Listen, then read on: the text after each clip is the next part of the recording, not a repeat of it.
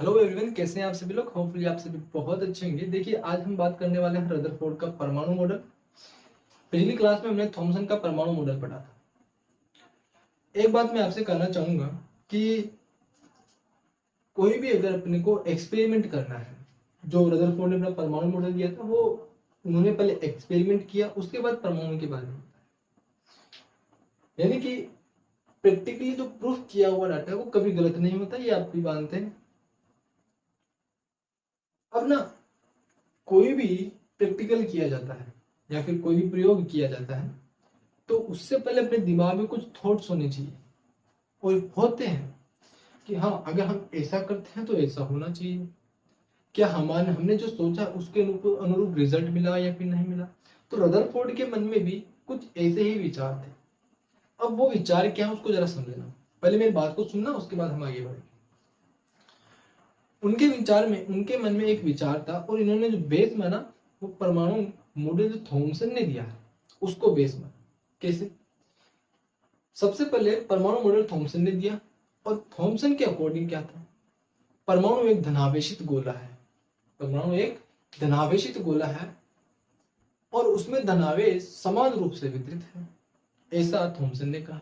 यानी कि मोटा मोटा अगर मैं आपसे कहूं, किसी भी परमाणु में द्रव्यमान किसकी वजह से आता है? प्रोटॉन और न्यूट्रॉन, इन दोनों ही पार्टिकल्स की वजह से आता है। इलेक्ट्रॉन्स की वजह से परमाणु में द्रव्यमान नहीं आता है। हम उसके द्रव्यमान को नेग्लेक्ट मान करके प्रोटॉन और न्यूट्रॉन के द्रव्यमान को ऐड करके परमाणु का द्रव्यमान निकालते हैं। मैंने आपसे कहा था। परंतु जब रदरफोर्ड ने और थॉमसन ने अपने परमाणु मॉडल्स दिए, उस समय न्यूट्रॉन्स की खोज नहीं हुई थी। उस समय सिर्फ प्रोटॉन्स और इलेक्ट्रॉन्स की ही खोज हो पाई। तो उनके अकॉर्डिंग अगर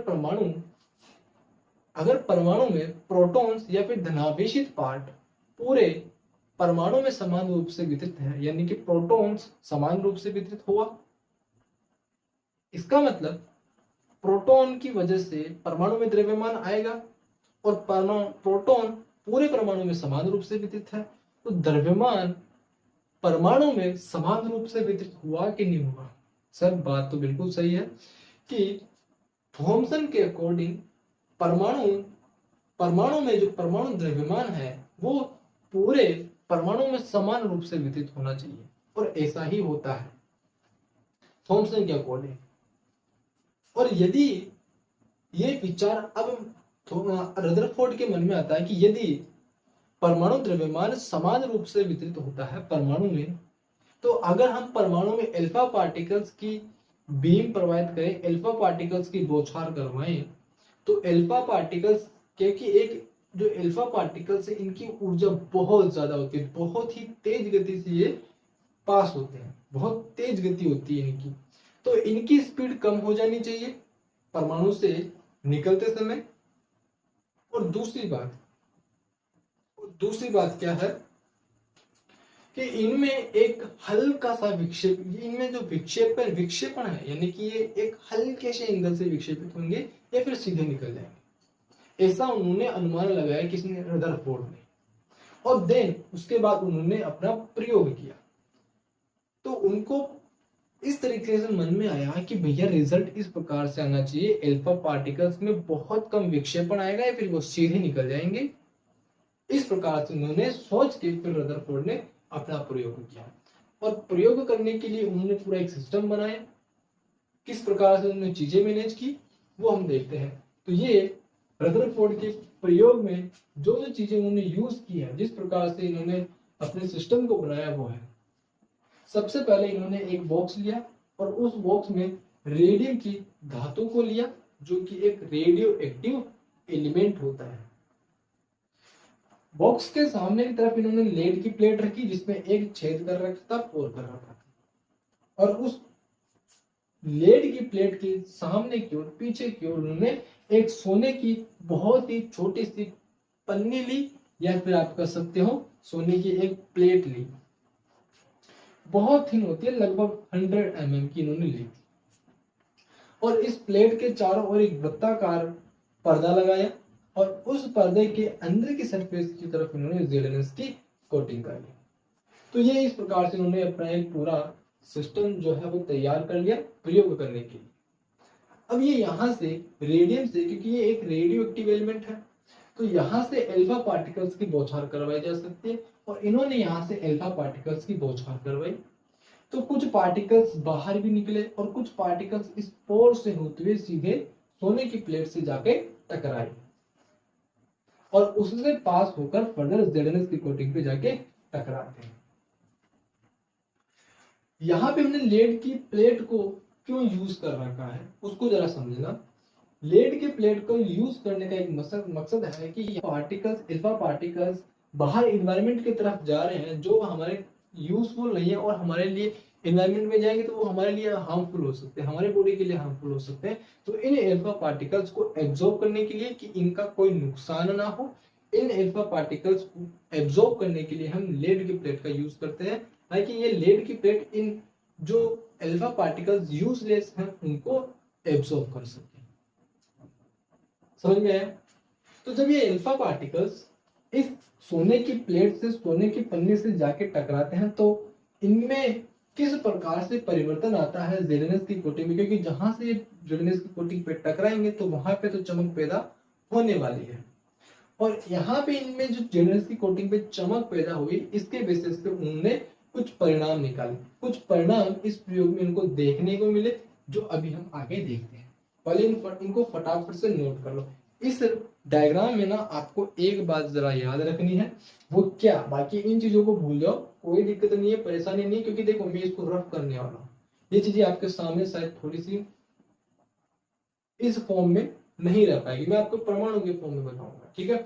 इस बात को आपको याद रखना है कि यहाँ से अगर कोई अल्फा पार्टिकल्स गया है तो एक ऐसा पार्टिकल था जो कि उसी पाथ से वापस से आ गया। बस इतनी सी बात को आप याद रखो, बाकी क्यों आया, कैसे आया, मैं आपको आगे समझाऊंगा। फटाफट से इस डायग्राम को नोट करो, छापो छापो छापो, छाप लो बेटा, रफ करें। अब देखिए यहां से ना परिणाम क्या क्या निकल के आए जब इन्होंने अल्फा पार्टिकल्स को सोने की प्लेट से गुजारा, तो क्या क्या परिणाम इनको देखने को मिले। रदरफोर्ड को जरा उनको सुनो। परिणाम, हेडिंग लगाइए, हेडिंग लगाइए बेटा, परिणाम। अभी ना हमने ना सोने की प्लेट ली थी। सोने की प्लेट क्या है, एक मेटर है, और मेटर है यानी कि हर एक मेटर परमाणुओं से मिलकर के बना हुआ है। हम उसमें से एक परमाणु को बाहर निकाल रहे हैं और उसके बाद अल्फा कणों को हम वहां पे स्टडी करें, ठीक है। यहां पे लिखिए आप परिणाम, कि परिणाम क्या है। परिणाम हम क्या कर रहे हैं, परमाणु पे इफेक्ट देखने वाले हैं। तो ये मान के चलिए हमारे पास क्या है, एक परमाणु है ना। किसका है ये, गोल्ड का परमाणु है। सोने की प्लेट में जो परमाणु है वो है, यानी ये गोल्ड का परमाणु है। अभी अपन ये नहीं कहेंगे कि भैया यहाँ पे एक सेंटर में प्रोटॉन है, आपको पता है होना चाहिए, परमाणु के अंदर यहीं पे होता है, लेकिन क्योंकि अपने को पता नहीं है स्टार्टिंग में कि प्रोटॉन्स परमाणु में कहाँ पे उपस्थित होंगे, तो अब अपन क्या कर रहे हैं, जैसे अल्फा पार्टिकल्स की बौछार करवा रहे हैं, तो रिजल्ट में कुछ देखने को मिला। क्या है कि कुछ अधिकतर जो अल्फा पार्टिकल्स थे वो क्या रहे, एकदम परमाणु से सीधे निकल गए। क्या निकले, परमाणु से सीधे निकल गए, इनमें कोई विचलन देखने को नहीं मिला। तो पहला परिणाम क्या था, अधिकतर अल्फा पार्टिकल, अल्फा कण सीधे निकल गए, सीधे निकल गए बिना विचलन दर्शाए, बिना विचलन दर्शाए। इन एक एक पॉइंट्स को आप नोट करते हुए चलना, क्योंकि इन हर एक पॉइंट से अपन ऑब्जर्वेशन निकालेंगे, यानी कि जो रिजल्ट आएगा वो निकालेंगे। इतना सा नोट हुआ। चलिए दूसरा आपको लिखना है कि डायग्राम बना के लिखते चलिए, कोई दिक्कत नहीं है, चीजों को समझना है, बस समझने में फोकस करिए। अब दूसरा रिजल्ट क्या निकला कि मान लीजिए ये परमाणु है, इस परमाणु में कुछ ऐसे अल्फा पार्टिकल्स भी थे जो अपने पथ से विचलित हुए। और अपने पथ से कैसे विचलित हुए जरा देखना। जैसे जैसे अल्फा पार्टिकल्स सेंटर की ओर, यानी कि मान लीजिए ये परमाणु का कोई एक सेंटर है, मान लीजिए ये परमाणु का सेंटर है ना। ओके, सेंटर यहाँ पे नहीं होगा बेटा, सेंटर कहाँ पे होगा, सेंटर कुछ यहाँ पे है, मान के चलिए सेंटर यहाँ पे है, ये परमाणु का एक सेंटर है, केंद्र है, केंद्र बिंदु मान के चलिए। परमाणु सही नहीं हो ना, कोई बात नहीं, समझना ही तो है। मान लीजिए परमाणु का एक केंद्र है। अब यहाँ से ना, जैसे अब हम यहाँ से अल्फा पार्टिकल्स को जो है परमाणु के केंद्र की ओर बढ़ाने वाले हैं, तो वहां पर क्या इफेक्ट देखने को मिलता है, अल्फा पार्टिकल्स में क्या देखने को मिलता है, विचलन किस प्रकार से देखने को मिलता है जरा समझना। जैसे जैसे हम केंद्र की ओर बढ़ते हैं अल्फा पार्टिकल्स में विचलन देखने को मिलता है। अब कैसे देखना, विचलन जो है यानी कि अंदर की ओर जाने पे विचलन कौन बढ़ेगा, देखना यहां से एक अल्फा पार्टिकल आया तो इनमें क्या हुआ, क्योंकि देखिए केंद्र से थोड़ा दूर है तो वो क्या हुआ, उसमें एक हल्का सा विचलन देखने को मिला, हल्का सा विचलन है, ज्यादा नहीं है, इसको थोड़ा और हल्का कर लो, हल्का सा विचलन हुआ, वो बहुत कम कोण से ये विक्षेपित हुआ। देखिए कोण कैसे निकालेंगे, ये वाला, ये क्या है, विक्षेपण कोण है, ठीक है, इतने से कोण से क्या हुआ, ये विक्षेपित हुआ, ठीक है, यानी कि ये वाला जो पार्टिकल है क्योंकि ये केंद्र से दूर है तो कम कोण के साथ विक्षेपित हुआ है। और जैसे जैसे हम केंद्र की ओर बढ़ रहे हैं तो क्या हुआ, विक्षेपण कोण का मान बढ़ा है, अल्फा पार्टिकल्स का विक्षेपित होने का जो कोण है वो बढ़ा है। देखिए अभी थीटा जो है वो बढ़ा है कि नहीं बढ़ा, सब बात तो सही है, बढ़ गया, ऐसा उन्होंने देखा, रिजल्ट में इन्होंने देखा, परिणाम में देखा। और फिर और अंदर जाते हैं, अल्फा पार्टिकल्स में और अधिक जो एंगल है विचलन का बढ़ जाता है। ऐसे ही इस तरफ से भी देखिए, बाहर से जो अल्फा पार्टिकल्स हैं केंद्र की ओर बढ़ रहे हैं, हल्का सा विचलन हुआ है, फिर से अंदर चलते हैं केंद्र की ओर, विचलन बढ़ता है, ऐसे ही और पास जाते हैं तो विचलन बढ़ता है, और अधिक पास जाते हैं तो विचलन बहुत ज्यादा बढ़ जाता है। इस प्रकार से उन्होंने रिजल्ट देखा कि कुछ ऐसे अल्फा पार्टिकल्स थे जिनके कोण में, यानी कि जो एक कोण से क्या हुए, विक्षेपित हुए, और विक्षेपित तो हुए, लेकिन जैसे जैसे हम अल्फा पार्टिकल्स केंद्र की ओर बढ़ते हैं उनमें विक्षेपण कोण का मान बढ़ता चला जाता है।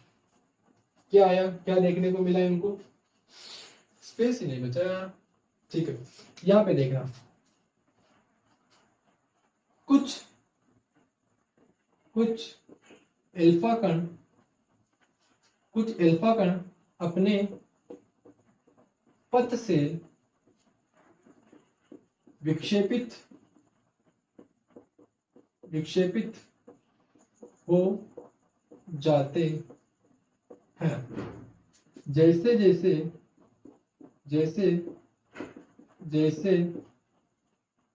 परमाणु के केंद्र की ओर अल्फा कण आते हैं,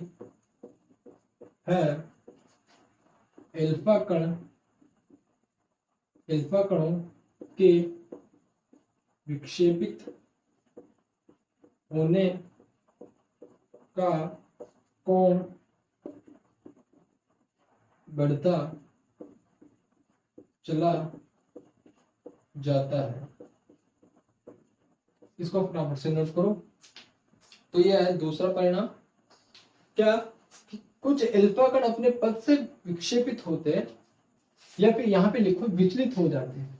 क्या हो जाते हैं, विचलित हो जाते हैं। जैसे जैसे परमाणु केंद्र की ओर, जैसे जैसे परमाणु के केंद्र की ओर अल्फा कण आते हैं, अल्फा कणों के विक्षेपित होने का कोण भी बढ़ता चला जाता है। हो गया तीसरा पॉइंट क्या था, वो सबसे बड़ा इंपॉर्टेंट पॉइंट था, और इससे तो वैसा रदरफोर्ड की जो है वो आंखें खुली की खुली रह जाती है। ऐसा हुआ होगा कि रदरफोर्ड की आंखें गुली की गुली रह गई। और तीसरा पॉइंट क्या था कि मान के चलते हैं ये एक परमाणु है, ये एक परमाणु है। लगभग 20,000 में से एक अल्फा पार्टिकल ऐसा था जो परमाणु के जो अल्फा पार्टिकल जिस पथ से गया उसी पथ से वापस लौट गया। जो अल्फा पार्टिकल जिस पथ से गया है, 20,000 में से एक अल्फा पार्टिकल ऐसा था जो जिस पथ से गया वो उसी पथ से वापस से लौट के आ गया। तो ऐसा क्यों हुआ?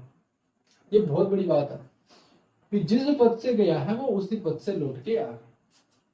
20,000 में से 20,000 में से एक अल्फा कण जिस पथ से गया उसी पथ से लौट आया। तो ये तीन चीजें उन्होंने प्रयोग के दौरान देखी। पहला क्या था? अधिकांश अल्फा पार्टिकल्स एकदम बिना विचलन के सीधे निकल आए। दूसरा पॉइंट, अधिक कुछ अल्फा पार्टिकल्स ऐसे थे जिनके पथ में विचलन हुआ और जैसे जैसे वो केंद्र की ओर बढ़ते हैं उनके विक्षेपित होने का कोण बढ़ता चला जाता है। और तीसरा पॉइंट, 20,000 में से कोई एक ऐसा अल्फा पार्टिकल था जो जिस पथ से गया है उसी पथ से वापस लौट के आया। अब सुनना मेरी बात, यहां से हम निकाल रहे हैं इसके रिजल्ट कि इन तीन पॉइंट से क्या रिजल्ट निकल के आते हैं, इन तीनों बातों से क्या रिजल्ट निकल के आता है, क्या विचार हमारे मन में आता है। देखिए यहां पे है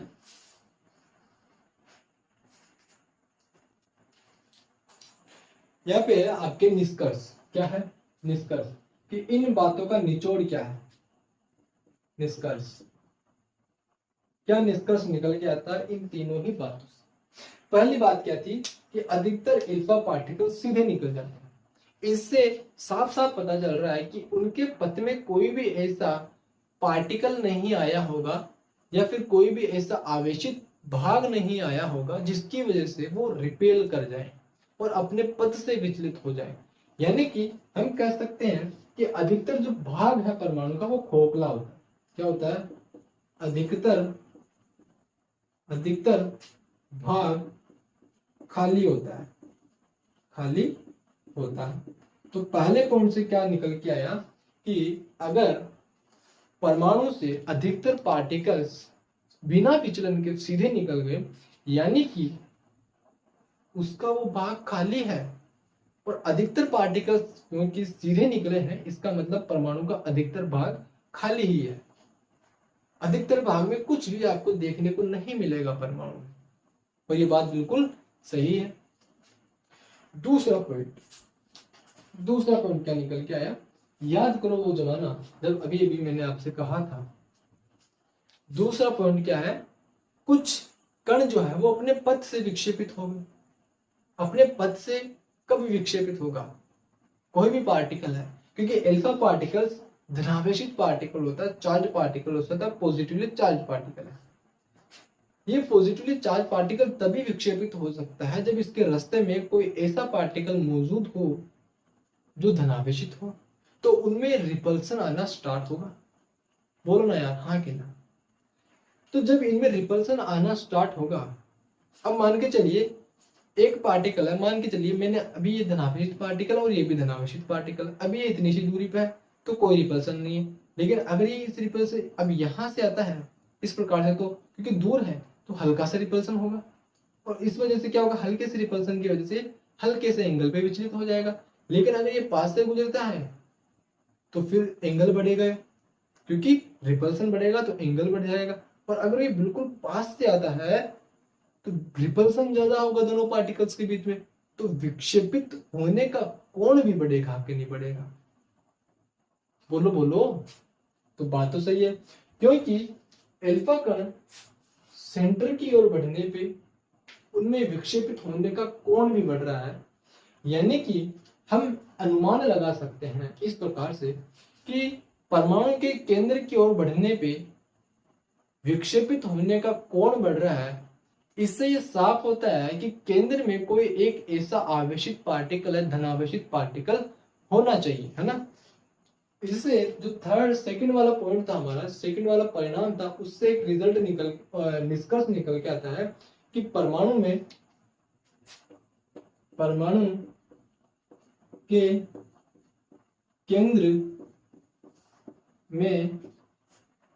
केंद्र में कोई धनावेशित कण होना चाहिए। ये वाला जो रिजल्ट है, ये वाला जो निष्कर्ष आपके दूसरे पॉइंट से निकल के आता है। और उसका जो थर्ड पॉइंट है वो क्या है, जरा याद करो वो जमाना जब मैंने आपको तीसरा परिणाम बताया था। और तीसरा परिणाम क्या है? तीसरा परिणाम है कि एक ऐसा अल्फा पार्टिकल था जो जिस पथ से गया वो उसी पथ से लौट के आ गया। मान लीजिए ये धनावेशित पार्टिकल और ये भी एक धनावेशित पार्टिकल है और इधर से आ रहे हैं ये अल्फा पार्टिकल। ये क्या है? अल्फा पार्टिकल है। ये भी अल्फा, ये है धनावेशित भाग। मान के चलते हैं ये अल्फा पार्टिकल्स ऐसे आ रहे हैं, तो अब ये एक मैक्सिमम डिस्टेंस तक आएगा। मैक्सिमम डिस्टेंस तक आते आते क्या होगा, इनमें एक इतना तेज रिपल्सन फोर्स होगा कि ये फिर से क्या हो जाएगा, वापस से उसी डायरेक्शन में चला जाएगा। क्योंकि एक मैक्सिमम रिपल्सन फोर्स के बाद क्या हुआ, ये दोनों पार्टिकल्स एक दूसरे से वापस से दूर हो गए। अब गति किसमें? इसमें तो है नहीं, गति तो इसके अंदर है। तो ये क्या करेगा, अंदर आएगा, रिपेल इन दोनों में आपस में बहुत तेज रिपल्सन होगा और रिपल्सन की वजह से ये पार्टिकल फिर से दूर चला जाएगा। इससे बिल्कुल साफ साफ सिद्ध होता है कि परमाणु के केंद्र में एक धनावेशित भाग है। परमाणु के केंद्र में, या फिर लिख सकते हो कि परमाणु का केंद्र धनावेशित होता है, जिसे नाभिक कहते हैं। इसे क्या कहते हैं? परमाणु का नाभिक कहते हैं। बात समझ में आई नहीं है? परमाणु का केंद्र धनावेशित होता है। बात इन्होंने क्या बोल दी, परमाणु का जो केंद्र है, बाकी और कुछ नहीं कहा इन्होंने, परमाणु के केंद्र को क्या कहा, धनावेशित है। और परमाणु का केंद्र धनावेशित होने की वजह से ही जैसे जैसे हम अल्फा पार्टिकल्स केंद्र की ओर बढ़ते हैं तो रिपल्सन बढ़ता हुआ चला जाता है और ऐसे ही इसी वजह से विक्षेपित होने का कोण भी बढ़ता है। अब बात समझ में आई कि नहीं आई? और जब अल्फा पार्टिकल केंद्र के एकदम सीधे आता है तो उसमें रिपल्सन होता है और वो उसी दिशा में चला जाता है। इसी से बिल्कुल साफ जाहिर हो गया कि परमाणु का केंद्र धनावेशित है, जिसे नाभिक कहा जाता है। और ये नाभिक नाम किसने दिया? रदरफोर्ड ने ही दिया। अब मुझे एक बात बताइए, नाभिक में धनावेशित भाग है, केंद्र के नाभिक में, परमाणु के नाभिक में धनावेशित भाग, परमाणु का नाभिक धनावेशित है, यानी कि उसमें प्रोटॉन्स होगा कि नहीं होगा, है ना। अगर प्रोटॉन जो है नाभिक में है, इसका मतलब परमाणु का द्रव्यमान कहां पे हुआ, नाभिक में हुआ कि नहीं हुआ। तो हम क्या कर सकते हैं, फोर्थ पॉइंट में परमाणु का द्रव्यमान, जो बात थॉमसन ने कही थी कि परमाणु का द्रव्यमान पूरे परमाणु में वितरित होता है समान रूप से, लेकिन यहाँ पे इस रिजल्ट में क्या निकल के आया है कि परमाणु का द्रव्यमान परमाणु के नाभिक या फिर केंद्र लिख सकते हो, केंद्र में उपस्थित होता है। बोलो बात समझ में आई कि नहीं आई? क्योंकि सारे के सारे जो प्रोटॉन्स हैं परमाणु की, वो कहाँ पे उपस्थित हैं, नाभिक में उपस्थित हैं। बोलो बच्चा समझ में आई कि नहीं आई? ये चारों पॉइंट बोलो बोलो बोलो। सर एकदम सही बात कही आपने, मुझे समझ में तुमको आ गई। अब इन्होंने पांचवी बात भी क्या बोली, और पांचवी बात इन्होंने कह दी भैया परमाणु में उपस्थित नाभिक का द्रव्यमान भी इन्होंने निकाल दिया। द्रव्यमान के साथ साथ इन्होंने परमाणु के जो नाभिक है उसका आकार भी इन्होंने बता दिया, उसकी त्रिज्या भी उन्होंने बता दी कि परमाणु की त्रिज्या 10⁻⁻10 मीटर होती है और नाभिक की त्रिज्या 10⁻⁻15 मीटर होती है। तो परमाणु की त्रिज्या परमाणु त्रिज्या 10⁻10 मीटर होती है। ये किसने बताया भैया, रदरफोर्ड ने बताया। और परमाणु जो नाभिक है, नाभिक की त्रिज्या 10⁻15 मीटर होती है। ये पांचों पॉइंट को अच्छे से याद कर लेना है। क्या रिजल्ट निकल के आता है, अधिकतर भाग खाली होता है, परमाणु के केंद्र में कोई धनावेशित कण होना चाहिए, ये दूसरे वाले परिणाम से निकल के आता है। और तीसरे परिणाम से कंफर्म हो जाता है कि परमाणु का केंद्र धनावेशित भाग होता है जिसे नाभिक कहते हैं। परमाणु का द्रव्यमान परमाणु के नाभिक केंद्र में उपस्थित होता है। परमाणु की त्रिज्या 10⁻10 मीटर, परमाणु नाभिक त्रिज्या 10⁻15 मीटर होती है। बेटा समझ में आई कि नहीं आई? अब बाकी का जो भाग है, क्योंकि वीडियो लेंथ हो जाएगा, इसके आगे का जो भाग है रदरफोर्ड का वो हम नेक्स्ट क्लास में डिस्कस करेंगे। तो बात ध्यान रखनी है, सबसे इंपॉर्टेंट चीज ये वाला, परमाणु का द्रव्यमान परमाणु के नाभिक या फिर केंद्र में उपस्थित होता है। और दूसरी चीज परमाणु का केंद्र, जो परमाणु का धनावेशित भाग जो है वो नाभिक होता है, यानी कि केंद्र जो वो धनावेशित होता है, यानी कि प्रोटॉन कहाँ पे उपस्थित होंगे, परमाणु के नाभिक में उपस्थित होंगे।